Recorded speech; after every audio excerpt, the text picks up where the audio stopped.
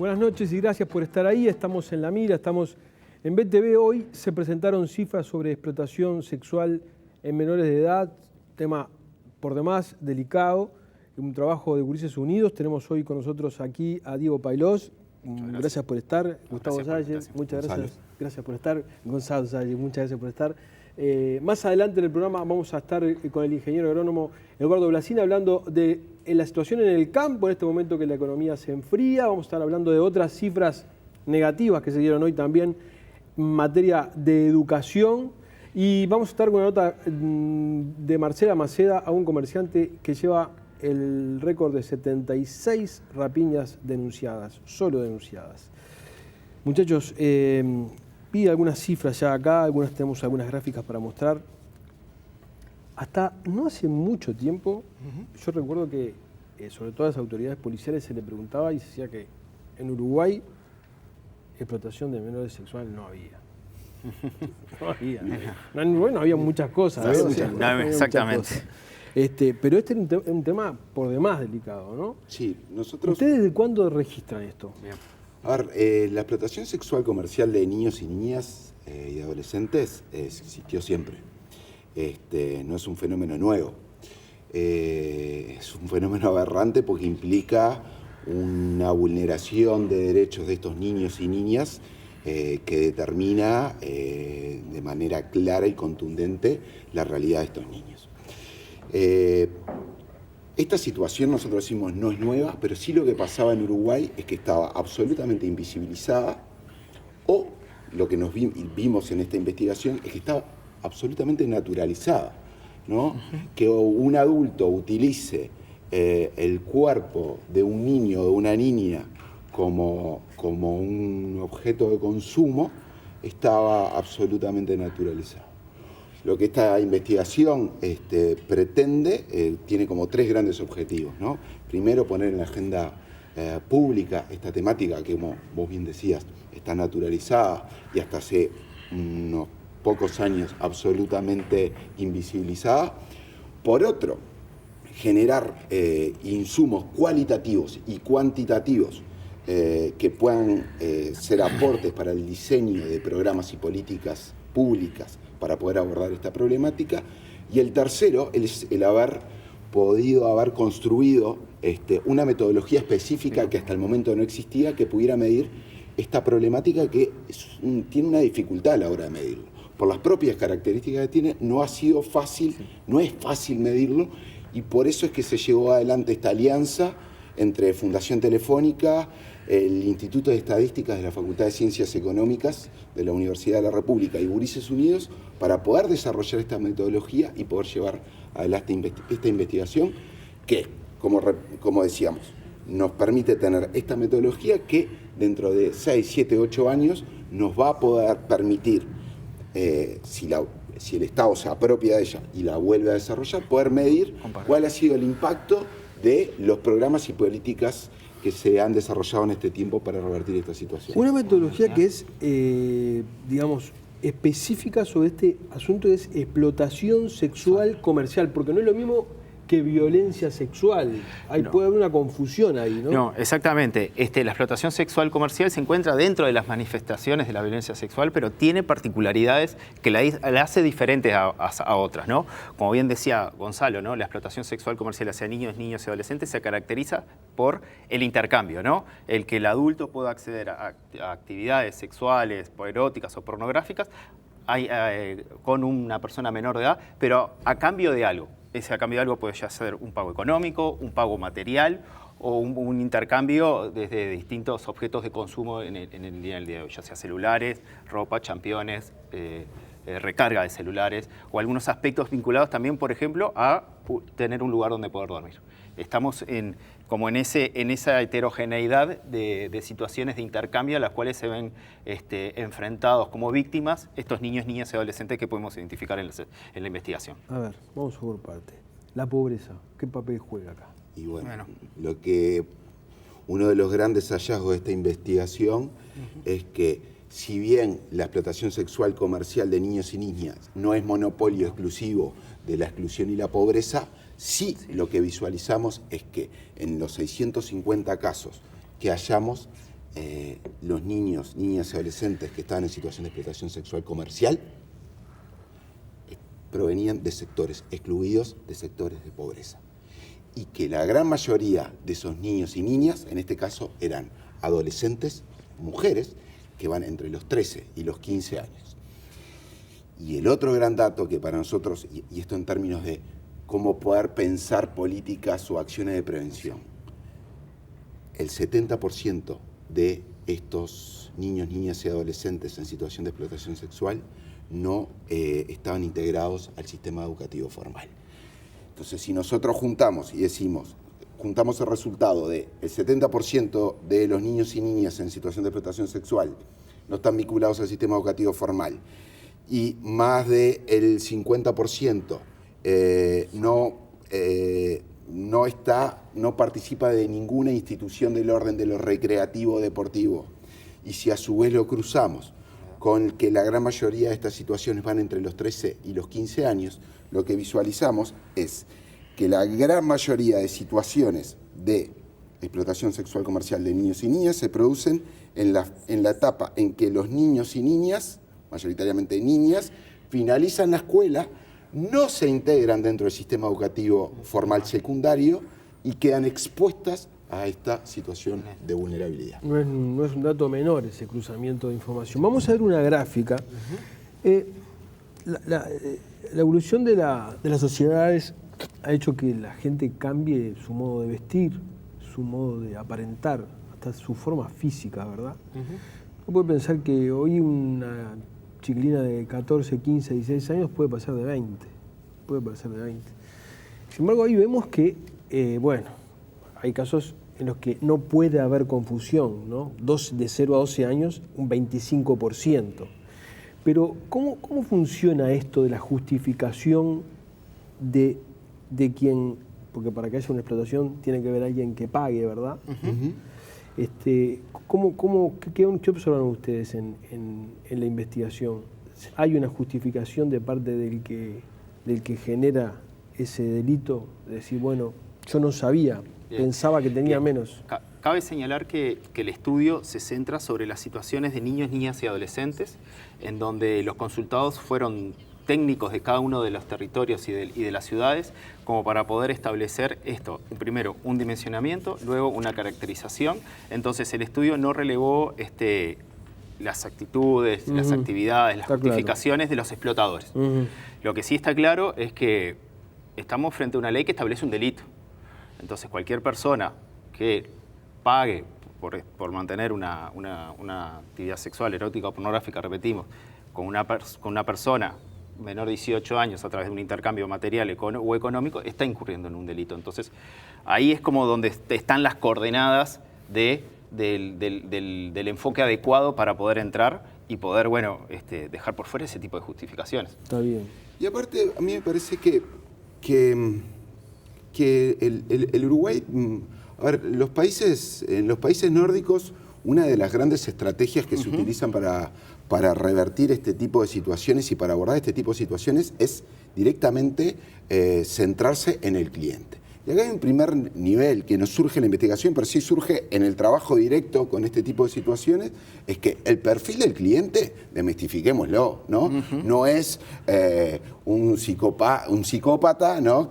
O un perverso enfermo mental que en realidad está obsesionado con mantener relaciones o actividades sexuales con niños y niñas. En realidad, y esto surge de la investigación, la gran mayoría de los clientes son personas que de alguna manera cercanos a la realidad y a la cotidianidad de estos niños, niñas y adolescentes. Segundo punto, a mí me parece, y esto es una impresión que tiene que ver con el contacto directo con estos niños y con estos adolescentes, de que en realidad esta justificación del cliente, yo no sabía, parecía mayor, se produce cuando en realidad es la justicia la que lo agarra y le dice, y en realidad es una excusa que lo que busca es zafar de la pena. Para nosotros, en realidad, no es una excusa. A nosotros, esta situación que hasta hace poco fue noticia de la situación de explotación sexual en Rivera, que uno mira el dictamen judicial y lo que se visualiza es que los clientes reconocen el haber mantenido relaciones sexuales, lo que no reconocen es el haber hecho ningún tipo de pago. Por lo cual, y esto es gran parte del trabajo que tenemos que hacer, lo que dictamina la justicia es que estas personas queden libres y que a los que se termina procesando son a los funcionarios de INAO en una condena que tenía que ver con una falta de los deberes inherentes al cargo como funcionario público, como funcionario de INAO. Entonces ahí es donde decimos, bueno, me parece que las cosas están al revés.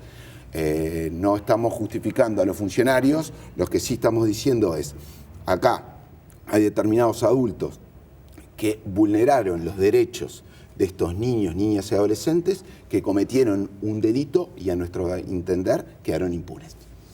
Tenemos otra gráfica que tiene que ver con la frecuencia y que de alguna manera me parece que lo que muestra es el trasfondo que hay seguramente económico, ¿no? Diaria 32%, semanal, es una cosa que es como muy, la mitad es muy recurrente, ¿no? O sea, el tema económico tiene un papel central y me imagino que eso dificulta esto que vos decías, de que la víctima colabore con la investigación, digamos, ¿no? O sea, porque acá la víctima de alguna manera se estaba beneficiando con ese ejercicio, ya sea a través de un medio económico o de dormir en algún lugar. En un lugar, ¿no? exacto. O sea, el tema material acá es central en este asunto. Sí. Eso también lo marca la investigación. La investigación, sí, y creemos que ante eso tenemos un desafío país, ¿no? En esto de poder brindarle a las víctimas respuestas desde un enfoque integral, pero también desde un enfoque de reparación integral, ¿no?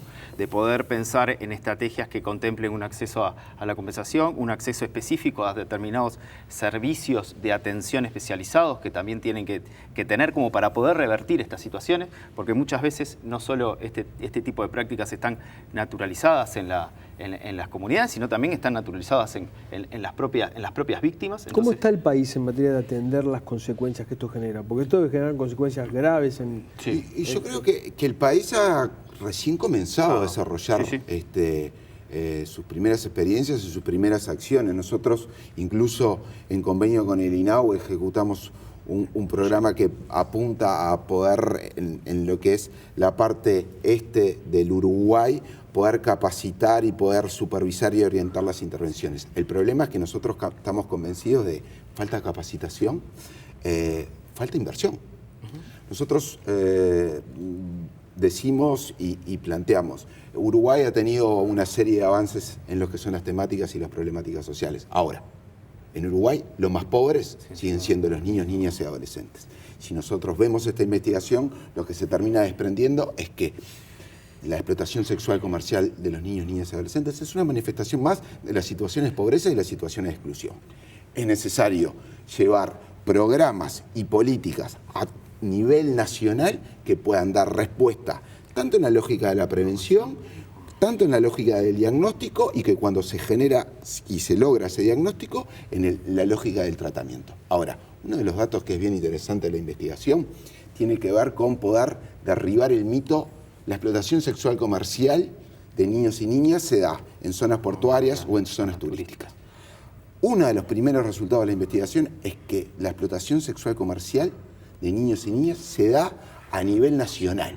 Se da y se constata en la investigación, se da en toda ciudad mayor de 5.000 habitantes, nos encontramos con estas situaciones. Y en las ciudades menores de 5.000 habitantes no lo podemos ratificar por la investigación porque no las investigamos, pero estamos convencidos, y esto tiene que ver con la práctica directa, que en las ciudades de menores de 5.000 habitantes y en el medio rural esta situación se da y también está absolutamente invisibilizada y absolutamente naturalizada. Hay como dos grandes cuestiones, digamos, de la criminalística, por decir de alguna manera, que acá encajan, ¿no? Uno es que los delitos más graves se cometen entre personas conocidas.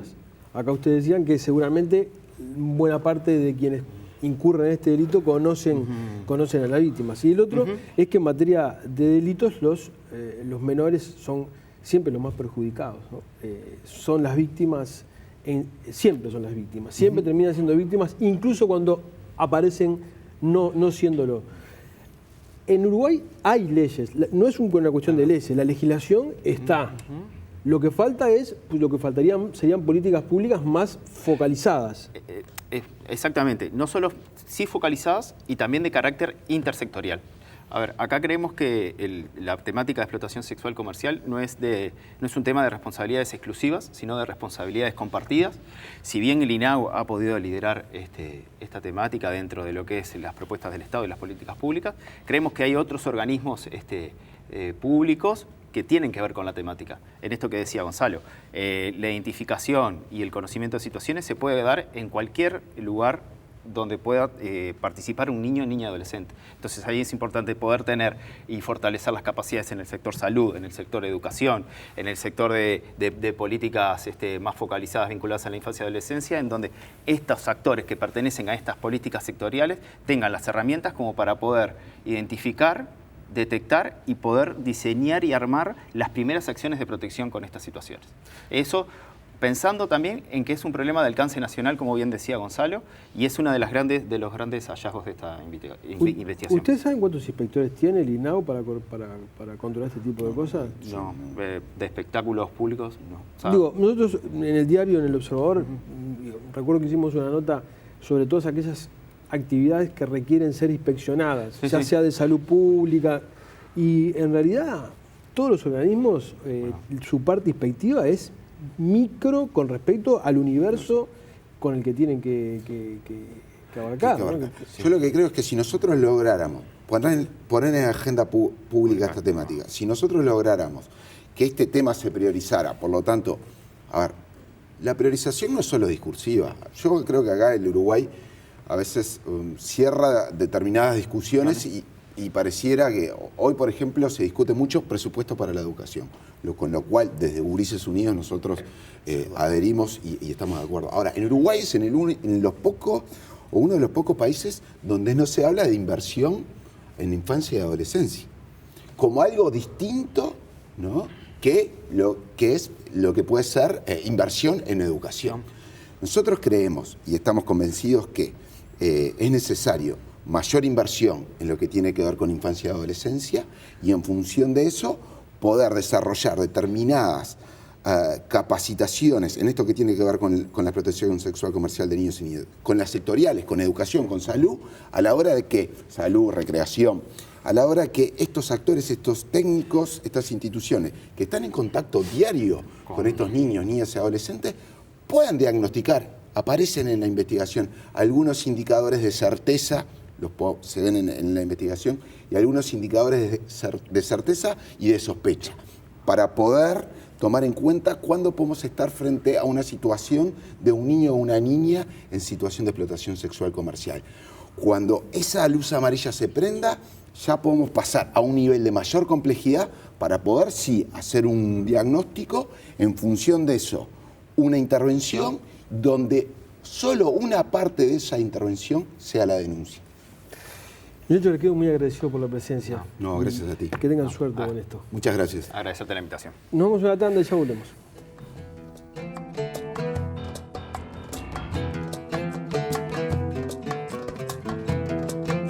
Presenta Pronto, el préstamo de los uruguayos.